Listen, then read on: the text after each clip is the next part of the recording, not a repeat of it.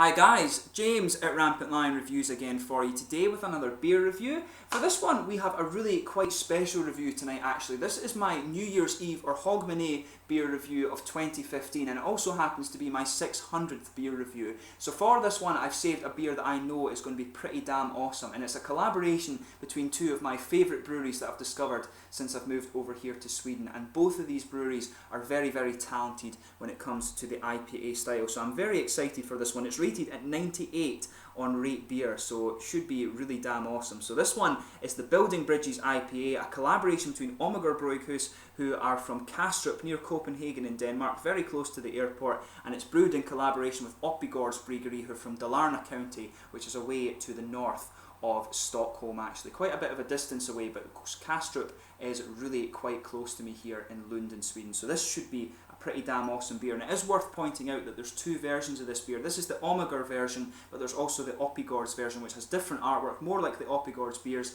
as you may guess, but it's called the Bridge IPA. They're supposed to be the same recipe, but I'd be really interested to see if they are any different because of the different water sources and things, so hopefully I can review that for you at some point too. But I thought this is a really awesome beer to review for review number 600. So as I always do with these landmark reviews, I want to thank each and every one of you who've contributed to the channel over the last 2.5 years or so. It's been really humble to see something that I started as a hobby become really quite popular. So to all of those of you guys who've commented, liked, subscribed, shared, whatever you've done for the channel, your beer mails as well, a huge thank you from the bottom of my heart. It's been really cool to see the channel grow over these last 2 years, and I've got to try some pretty awesome beers doing it, so a huge thank you. And I also want to dedicate this review to Lisa Bond, who's a very talented artist from Vancouver in British Columbia. She's the designer of the Rampant Lion artwork that I use for the channel, so a big shout out to her, and I will see if I can actually send her one of these beers, because since for being so nice for letting me use her artwork for this one. So a big shout out to Lisa Bond. Go and check out her Facebook page, which you will find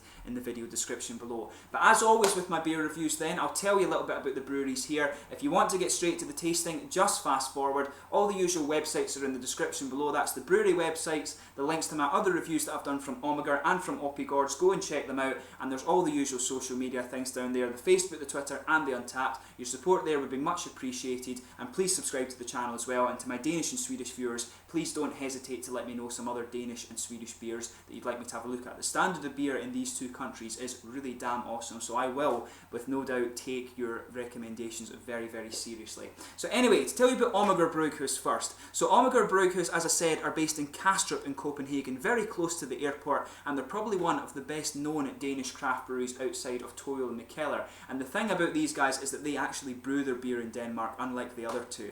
But the brewery was established in 2007 by two young friends, Morten Valentin Lundsbak and Jakob Storm, both of whom were quite avid home brewers before they turned professional. But their love of beer started when in school the pair were forced to do a chemistry and physics project together, and they decided to write about the fermentation process of beers. So this sent them on the downward spiral towards becoming controlled alcoholics, a bit like myself actually. But after opening the brewery in April 2007, their beers quickly established themselves in Copenhagen, and soon their first brewery was too small to meet demand. So in 2011 they upgraded their equipment, and apparently they've had quite a humorous approach to their brewing beer ever since, and it's always to put a bit of a crazy story on their labels, and you will see that when we get to the tasting section. But this has caused them a few problems when they've been exporting to the likes of Finland, Norway and Iceland, and also Sweden as well, where there's the nationalised beer shops who like to take the alcohol consumption very seriously. But these guys are really quite humorous. In Denmark they don't care about the alcohol laws really, they're very liberal with that sort of thing, but in Sweden and Finland, Norway, Iceland, they're a bit hard ass when it comes to that, so these guys like to make fun of that a little bit. But despite this though, their beers are exported all over the world, and these guys are a pretty damn good brewery. They've produced some really awesome beer, and if you get the chance to try some Amager beers, then it really is worth having a look at. A very good brewery. So to Oppigårds Brygheri now. So Oppigårds was founded in the early 2000s in Hedemora, which is to the northwest of Stockholm, near Borlänge and Falun. Falun, of course, the home of Sabaton. But this brewery was founded in the early 2000s by Bjorn Oppigård to revive the family farm, and it was basically, the idea behind this brewery was to revive the old traditional Swedish farmhouse ales, and these beers were the norm in Sweden until a wave of kind of modern generic lager breweries took over in the 1800s, and this made the small kind of craft breweries of the time largely unprofitable, so a lot of them had to shut down. But this brewery sits on the 250-year-old Falkstrom farm, and the actual brew house is in their grandfather's old workshop, which is a small wooden building constructed back in 1896. So all of the beers are brewed in this really pretty old little building, but they actually have added a new malt house and produce all of their own malt as well. But this brewery has become very, very popular, and it's allowed the Falkstrom family to continue to make their living on the farm as they've done since the 1700s. And in their first year they produced only 8,000 litres of beer and sold it locally, but now they're producing, I believe, over 1 million litres of beer per year, and they are a very, very good brewery. Pretty much from either Amager or from Oppigårds, you can pick a style of beer that you like, and I can pretty much guarantee you that you are not going to be disappointed with this brewery at all. So as I said, Amager, when it comes to their beer, that's your two little histories of the breweries here. But as I said in the Amager section, Amager like to put a little bit of a random story on their beer, so I'll just read this out to you. I've managed to get this translated into English. So it says, the first incarnation of this beer was brewed in the crispiest possible winter's day in January. The sun was high in a cloudless sky, and the snow was a white blanket on the frozen landscape. The scene was Oppigårds Bryghus in the little village of Ingvalsbenning in Dalarna in mid-Sweden, which was where Amager Bryghus had decided to start their somewhat belated Christmas party. Our 5-man delegation was already in a party mood when we arrived on the outskirts of Tornbu, but we soon focused entirely on the beer. Just like Amager Bryghus, Oppigårds have a predilection for good, fresh American hops, and we simply followed the laws of nature and made our collaboration beer a so-called West Coast IPA. Thanks for the invitation, Oppigårds, and for building bridges between Swedish and Danish craft brewmanship.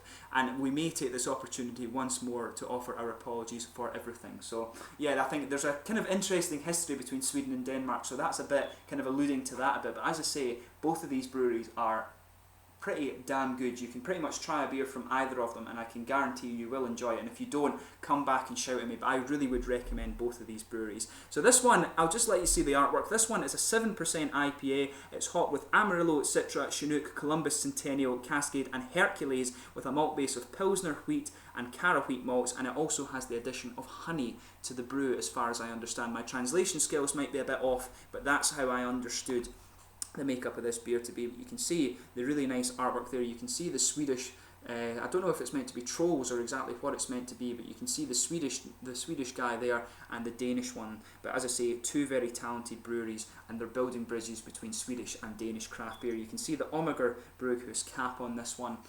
But these guys are meant to be, this beer is meant to be really awesome. 98 on ratebeer.com. So without further ado then, let's get this beer open and we'll get on with my 600th beer review. Very excited for this one.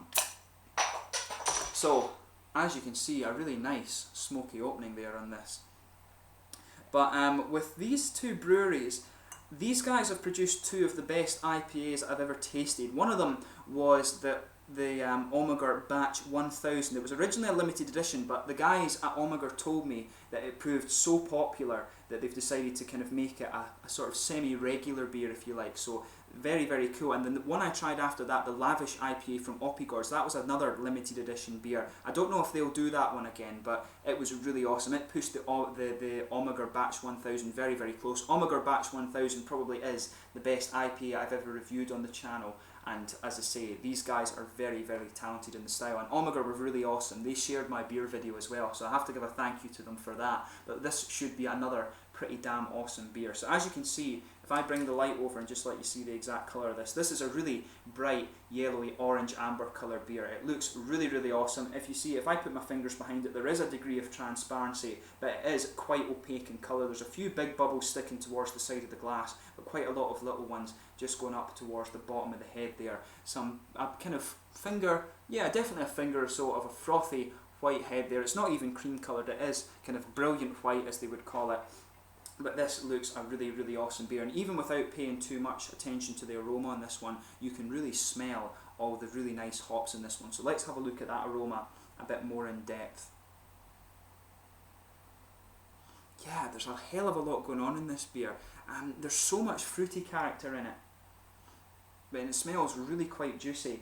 So you've got some nice juicy oranges in this, which is from the Amarillo hop, no question about that. Amarillo always gives you this really nice juicy orangey character. But underneath that there is a bit of grapefruit, and that's the Cascade and the Chinook that's coming out of it. But mixed in with that, you can pick out a bit more of the tropical fruits, and there's Citra in this beer as well. Citra always gives you this really interesting sort of peachy, passion fruity pineapple, and you also get some of the more juicy tropical fruits as well, like mangoes and apricots and stuff in there. And I want to say with this one that it does actually smell. You can really pick up the apricot and a bit of the mangoes in this one. But I think orange, probably the oranges and the apricots and mangoes are the most prominent fruits in this. But you can pick up a little bit of the more grapefruit backbone. That's from Cascade and Chinook, of course. Chinook's a really quite interesting hop. But as you would expect, when it comes to Amager, they really like to use the Hercules hop, and you can really pick up quite a bit of there's a good bit of the spicy character that you expect from that. Hercules, of course, is pretty much, the guys at Amager told me that's basically liquid bitterness, or basically pellet bitterness, and they love using it. It's a really interesting, spicy, aromatic German hop, but you can smell that in here too, but there's a bit more of a kind of lighter floral aromatic character, and this comes from quite a few of the hops in here. The Amarillo, the Columbus, a bit of the Cascade as well. The Cascade, of course, is the one that gives you the grapefruit aromas in this, but it also comes from the Centennial too. The Centennial is a big grassy aromatic hop aroma there, but that's quite nicely complemented with the big spicy characters of that German Hercules hop. This one smells really nice. But what's interesting about this one is that it actually does have quite a bit of the malt character coming out in this one. You can smell a good bit of the bready and pale malt, and you can get a bit of the caramel coming out too, and you can smell a little bit of the darker honey. I always find when they add honey to beer, it gives it just this little darker, this bit of a kind of darker, not toasty, but just a kind of generally darker smelling caramel aroma, and you can really smell that in this beer. It smells quite malty, this one, and usually the Amager and Oppigårds beers are very hop forward, but this one, in my opinion, is a little bit more malty. And as your nose adjusts to it a bit more, you can get some pine raisins out of this too, and that's the Chinook hop there. So this beer has a hell of a lot of good hops in it, really nice American hops, Amarillo, Citra, Chinook, Columbus, Centennial and Cascade in there, and also the really interesting Hercules hop from Germany. So this should be a really damn awesome beer. Have a good smell of it before you actually get stuck into it, because you will get a good idea of what's going on there, and with this style of beer you really want to do that, especially from these breweries. So without further ado then, let's get stuck into this beer. This is review number 600, the Building Bridges IPA, the Amager version of that, brewed in collaboration between Amager Bryghus from Kastrup in Copenhagen in Denmark and Oppigårds Brygheri from Hedemora, Dalarna County in Sweden. This should be a really awesome review. Thanks for all your support, and a shout out to Lisa Bond in Vancouver in British Columbia, and thank you to the two breweries involved here. Skål!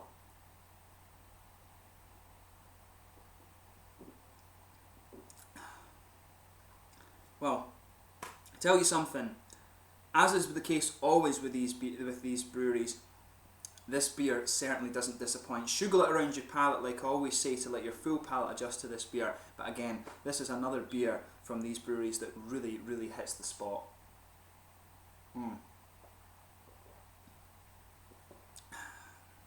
That's really awesome. It actually feels a little bit lighter actually than the other ones. It seems as if it has a bit more of that malty presence in there, but that might just be my perception. As I always say, beer is subjective, so a lot of people pick out different flavours when it comes to beer, but I think this one is a bit more malt forward than some of the other ones. But it's a very hop forward beer, but the malt is a bit more present than in some of the other ones from Oppigårds and from Amager that I've tried, and it's really interesting because you see this style that they're very, very good at, but all the beers have different characteristics, and this is an awesome beer. Just on first taste, really deserves its high rating on Rate Beer.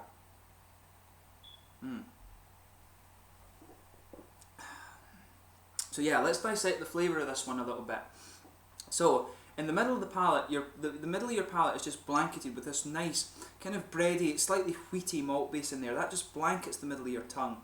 There's a bit of a slightly biscuity cereal character there that just builds on top of it, but you can detect some of that slightly darker brown sugar flavour that I was talking about from the honey there. It's really nice and it works really quite well. And it complements the hop character in this beer as well. You can really taste the Hercules hop pushing its way out in this beer. As I say, that Hercules German hop, that's a bit of a trademark of Amager Bryghus. They were the first guys I encountered that were using this hop, and it works really well, and you'll taste it a lot in the Batch 1000. As I say, Batch 1000 was a really awesome IPA, probably one of the best I've reviewed, but then again, the Lavish IPA from Oppigårds did push it very, very close. But yeah, If you go just behind the very front curve of your tongue, you'll feel a little oily bubble coming out from this beer, and that's where a lot of the fruity flavour comes out. There's a nice juicy orange flavour in there. Like I said, it's from the Amarillo, but that mixes quite well with the tropical fruit flavours in there. There's a lot of grapefruit and peaches in there, and a little bit of passion fruit as well, but you can detect a little bit more of the more complex fruits coming out, the more juicy tropical fruits, maybe a bit of mango and apricot. The mango and apricot really come out in the aroma, and you can get quite a bit of it in the flavour as well. As I say, just pay attention to that oily bubble behind the very front curve of your tongue there, and that flavour is really lingering there actually. It mixes quite well. The grapefruity character lingers there with that bitter Hercules aromatic spice that's in this beer.